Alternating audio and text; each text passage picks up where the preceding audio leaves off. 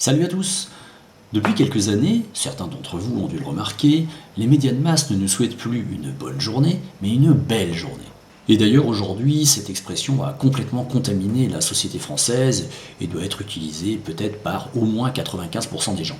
Alors quand même, je me suis dit, peut-être que je suis le seul à me poser la question, donc je suis allé voir sur internet, et puis non, en fait, je me suis aperçu qu'il y en a pas mal qui s'interrogent comme moi. Par exemple ce site, monamijournaliste.com. Belle journée, l'expression qui donne envie d'en finir. Qui a eu, le premier, l'idée saugrenue de remplacer bonne journée par belle journée? Et pourquoi cette variante s'est-elle propagée à la vitesse de l'éclair? À chaque fois qu'on me souhaite une belle journée, je me sens sous pression. J'ai le sentiment qu'il faut que je glisse des fleurs dans mes cheveux, que je sautille en riant, que j'embrasse les passants, que je m'émeuve du brin d'herbe qui pousse entre deux pavés. Ces injonctions pseudo-poétiques me fatiguent d'avance. Belle journée me donne envie de me recoucher. Va-t-on se souhaiter belle année le soir du 31 décembre, bel anniversaire, beau rétablissement? Tiens ma chérie, j'ai fait un poulet tandoori, je te souhaite un bel appétit. Halte à la soupe bonheuriste, on peut parfaitement être bonne sans être belle. Mon avis personnel, c'est que les médias de masse, corrompus, tentent de vous persuader que vous êtes dans le meilleur des mondes. Et même si certains journalistes placés en sont conscients, je pense que la majorité d'entre eux, une meute de caniches aux ordres, ne l'est pas, et se comportent, je dirais, comme une bande de perroquets. Au fond d'eux-mêmes, ces journalistes savent, sans se l'avouer, que la plupart du temps, soit ils nous racontent des conneries, soit ils nous cachent des vérités.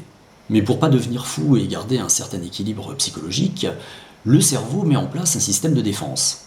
En fait, ces journalistes de masse essayent de se persuader que grâce à eux et à l'information qu'ils nous donnent, la société va mieux qu'avant.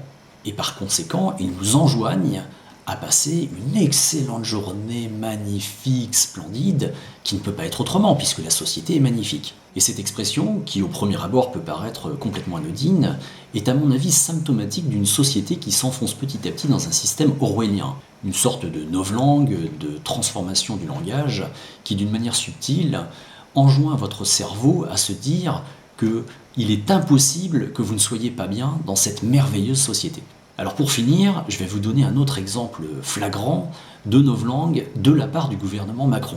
Celui-ci oppose deux termes, qui a priori pourtant n'ont absolument rien de contraire, qui sont progressisme et nationalisme.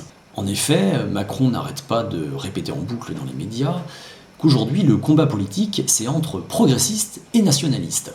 Donc lui il tente, alors par contre d'une manière tout à fait consciente de sa part, c'est évident, il tente de vous faire croire que si on est nationaliste, on ne peut pas être progressiste. C'est-à-dire en fait, on est forcément réactionnaire. Bon, c'est une manipulation qui est assez classique en politique, mais bon, faut quand même le noter parce que certains s'en rendent pas forcément compte.